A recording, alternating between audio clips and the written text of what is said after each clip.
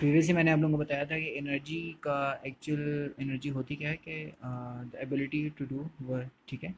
और हमारे यहाँ पे नॉर्मली साइंस में हम लोग क्या कहते हैं कि अगर आपके पास एनर्जी है तो यू कैन डू वर्क, अगर आप इंग्लिश में कह रहे हैं। लेकिन अगर आप साइंस में अगर हम बात करें तो आपने अगर वर्क डन किया है तो इसका मतलब आपने एनर्जी को यूटिलाइज़ किया है। एनर्जी है तो आपने वर्क डन किया, ऑलराइट।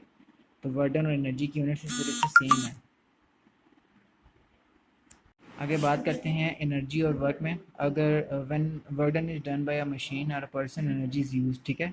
आप लोग अगर नॉर्मली अगर आप बात करें कि आपने किसी को भी किसी मशीनरी को चलाना है तो आपको उसको फ्यूल देना पड़ेगा, और फ्यूल एक्ट करेगा, fuel will act as energy. अब आप लोगों का भी फ्यूल होता है, ठीक है। और आप लोगों का फ्यूल क्या होता है कि आप लोगों का फ्यूल एज फूड होता है। आप लोगों को फूड ना मिले तो आप लोग काम नहीं कर पाते, आप लोगों को वीकनेस वगैरह होती है। वो यही होता है कि आपको फ्यूल अपनी हो रहे होते हैं आप लोग। अच्छा, to do 1 joule of work 1 joule of energy must be use. Notice that the units for work energy are same. अब दोनों की यूनिट सेम है। It is easy to find out how much energy you get from food by reading the nutrition information. ये जो nutrition information है, मैंने आपको कहा था कि 100 ग्राम्स रोटी का और चाय का, टी का, ठीक है। 100 ग्राम्स के आप लोगों ने न्यूट्रिएंट्स मुझे फाइंड आउट करके देने हैं, जैसे इसने फाइंड आउट करके दिए हैं मैं, ठीक है। अच्छा, इसके अलावा the energy value is in kilo joule. Kilo joule, kilo means,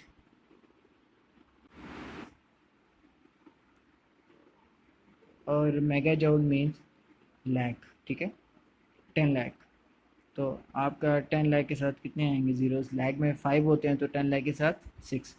तो आपको जब भी आएगा 1 मेगा, तो आपने लिखना है 10 लाख, और लाख के साथ उसके ज़ीरो लगा देने हैं। और अगर आपको किलो आ जाएगा तो आप लोगों ने 1 लगा के साथ उसके नंबर ऑफ़ ज़ीरो लगा देने हैं, ठीक है।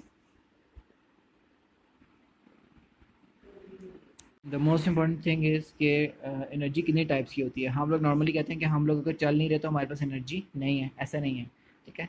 एनर्जी की डिफरेंट टाइप्स हैं।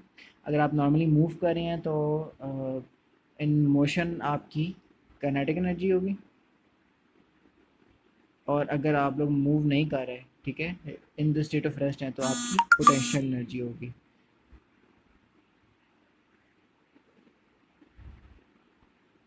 ठीक है। ओके, सबसे पहले पोटेंशियल एनर्जी की बात करते हैं। Potential energy is energy. अब उसकी भी डिफरेंट टाइप्स हैं। एक तो ग्रेविटेशनल पोटेंशियल एनर्जी है, इलास्टिक पोटेंशियल एनर्जी है, chemical energy and nuclear energy.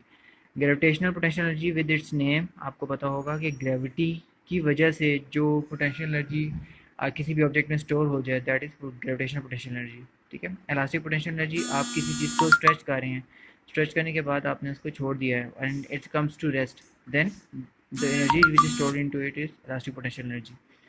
Again, chemical energy. Chemical energy is some kind of potential energy. So basically, if a chemical reaction has been started and then ends and there is no further reactions, then at that time the energy stored in that chemicals are chemical potential energy.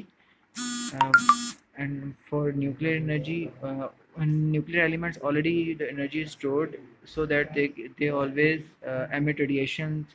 That process is called radioactivity. So they have a lots of energy due to its heavy nucleus. So energy, nuclear potential energy is already stored in